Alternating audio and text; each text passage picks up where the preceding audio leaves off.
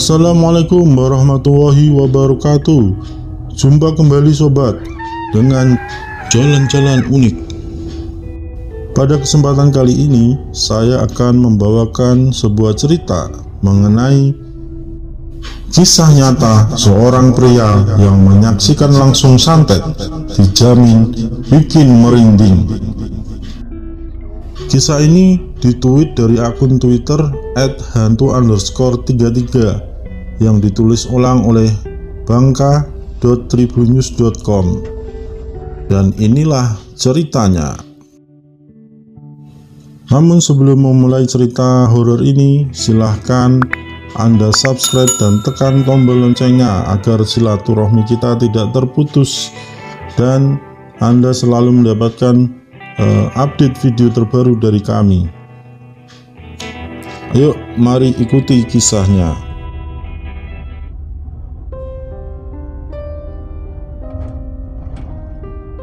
Malam ini mau cerita pengalaman tentang santet. Yang gua tahu dalam dunia ilmu hitam, santet ini bentuknya macam-macam. Yang ada dalam cerita ini mungkin hanya sebagian kecil dari banyak jenis santet dan proses cara bekerjanya. Mari mulai. Bismillah. Siap ya? Habis baca tweet ini diambil pelajarannya aja, nggak usah dipraktekin. Gua perlu ingetin, kalau nanti nemu kasus serupa mendingan lari atau masuk ke rumah aja. Hindari, jangan ditantang ya, please. Gua lahir sampai SMU hidup di Banten, tempat yang sejak dulu terkenal dengan mistisnya. Itu benar karena gua alami sendiri. Tapi tetap gak habis pikir sih, ada orang yang tega berniat sengaja melukai atau membunuh orang lain dengan menggunakan ilmu hitam atau santet. Tapi ilmu hitam memang sudah ada sejak zaman dahulu kala, jadi gak bisa dipungkiri kalau hal ini memang ada. Pengalaman pertama kali mengenai santet terjadi waktu SD. Sudah lama memang, tapi tenang aja, gua masih ingat detail kejadiannya. Begini ceritanya. Dulu kami sekeluarga kalau malam selepas makan biasa ngobrol di teras depan. Bapak ibu kakak lengkap, sekedar ngobrol cerita keseharian. Bentar, gua mau coba menggambarkan dulu situasi rumah dan kampung tempat kami tinggal sekitar 20 tahun yang lalu. Rumah ortu gua itu letaknya sekitar 500 dari jalan utama, Jalan Raya Anyer. Jadi kalau kalian pernah jalan-jalan ke Pantai Anyer, pasti lewat situ. Dulu jalan masuknya masih jalan tanah, kalau nggak salah sekarang sudah diaspal. Masih terhitung kampung lah, dan rumah berada di bagian belakang kampung. Setelahnya hanya ada beberapa rumah saja, lebih banyak pohon kelapa dan sawah ladang. Kampung berikutnya masih terbilang jauh. Geliat kehidupan orang-orangnya selepas sisa, setelah itu sepi. Oke lanjut, mari kita kembali ke kebiasaan keluarga duduk-duduk sambil ngobrol di teras depan. Seperti biasa, malam itu sekitar jam 9 malam kita ngobrol di teras. Bapak dengan kopinya, ibu, kakak, dan gua biasanya teh manis anget. Dan tiba-tiba sesuatu terjadi tepat di hadapan kami. Ada benda melayang dalam gelapnya malam di atas atap rumah tetangga depan. Semua melihat dengan jelas, berbentuk pipih, berukuran sebesar buku gambar A4, berwarna-warni, bercahaya terang, tapi nggak sampai menerangi sekelilingnya. Cukup indah sih kalau lihat wujud tampilannya, melayang pelan tanpa suara di atas rumah tetangga, dari arah bagian depan kampung ke arah ke belakang. Kami kaget waktu itu, gua terutama, dan cuma bisa bengong. Itu apa? Pikir gua dalam hati. Itulah pertama kali gua ngelihat benda kayak gitu, yang pada detik itu nggak tahu itu apa.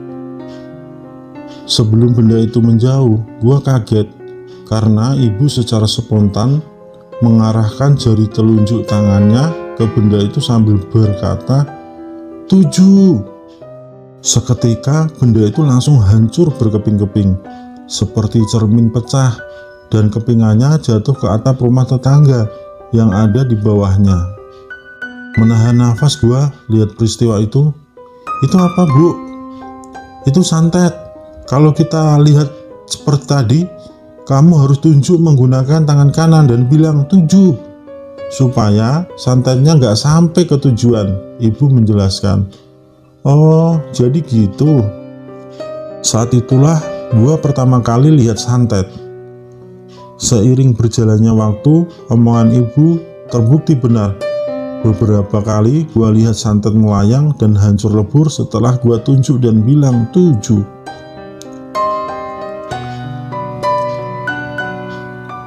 Dengan hancurnya santet melayang itu, kemungkinan besar niat jelek sang pengirim gak kesampaian. Harusnya begitu, semoga ya. Tapi pernah ketika ada santet setelah gua tunjuk tetap melayang gak hancur seperti yang udah-udah dan meneruskan perjalanannya entah kemana.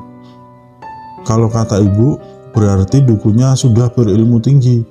Perlakuannya harus dibedakan dengan yang biasa. Gua gak berani nanya lagi. Oh iya, satu cerita lagi. Ada satu daerah pegunungan di Banten, Mancak namanya, daerah Rawadano tepatnya. Gua beberapa kali hiking ke daerah itu bareng teman-teman pecinta alam. Waktu masih SMU, bagus alamnya. Sekarang tempat ini udah jadi tempat wisata, kata akun @fitriapr. Dulu ada shelter di puncaknya, peninjauan namanya. Tempat kami biasa bermalam dan beristirahat. Bangunannya berbentuk rumah panggung semi permanen, berdiri di sisi jurang dengan view keren. Udara hawa pegunungan yang sejuk, masih tergolong hutan lindung, entah kalau sekarang. Pada suatu malam di shelter, ada kejadian yang gue masih ingat sampai sekarang. Waktu itu, kami sedang beristirahat di teras, dengan posisi duduk berjajar beberapa orang. Duduk menghadap langsung ke tebing gunung. Setelah maghrib kejadiannya. Ketika sedang asik-asiknya ngobrol, persis tepat di hadapan melintas dengan cepat benda aneh yang berbentuk bulat seperti bola voli, bercahaya terang dan berwarna-warni, lebih seperti bola api. Jaraknya sekitar 50 cm dari posisi kami duduk. Ya, dekat banget.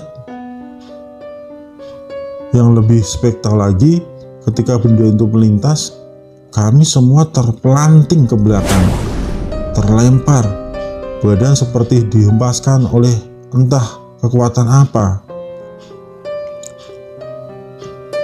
Yang gua rasakan ada angin yang sangat besar yang membuat kami semua terbang sekitar 2 meter ke arah ke belakang. Kaget gua. Hanya beberapa detik kejadiannya. Benda itu langsung melayang ke atas dan menghilang di kegelapan malam, entah kemana tujuannya. Gua nggak sempet ngelakuin apapun karena kejadiannya tergolong cepat. Kami semua langsung masuk ke dalam shelter. Ngeri kalau ingat. Menurut bapak juru kunci di tempat itu adalah santet. Biasanya kalau sukses, beberapa hari kemudian ada penduduk yang jatuh sakit dan meninggal dunia. Seram sekali. Itulah sedikit pengalaman gua mengenai santet. Tapi hanya bagian ketika santet dalam perjalanan. Berikutnya, gua akan cerita pengalaman ketika mengantar mengobati orang yang sudah terlanjur kena santet. Tempat penyembuhannya bernama daerah Karangantu, masih di Banten. Serem banget tempatnya. Membayangkan cerita di atas tentunya membuat kita sekalian akan merinding, bener nggak? Nah, jika kamu setuju merinding atau enggak, silahkan berikan komentar di bawah video ini. Dan jangan lupa subscribe dan tekan tombol loncengnya. Terima kasih.